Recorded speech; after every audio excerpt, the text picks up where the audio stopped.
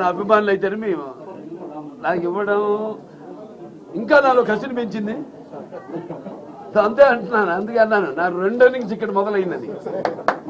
So thanks. మరి నేను నటించిన రకరకాల పాత్రలు అవి మరి ప్రజలే దానికి ఆమోదం వేశారు. మరి ప్రతి పాత్ర ఒక రాకే నాకు ఛాలెంజ్గా ఉండేది. నాకు ఎవరు ఛాలెంజ్ కాదు, నా పాత్రే నాకు. ప్రతి పాత్ర ఛాలెంజ్ నాకు.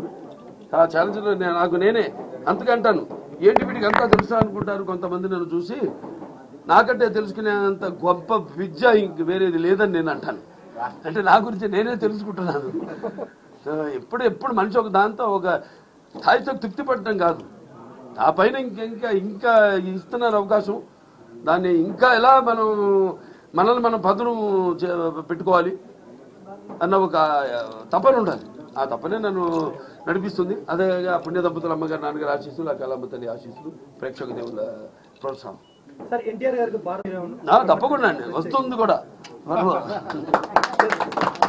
అదే అందరి కోరికమ్మా, అందరి కోరిక.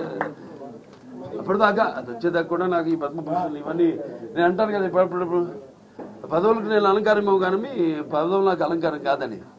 రామారావుకి భారతరత్న వచ్చే వరకు అది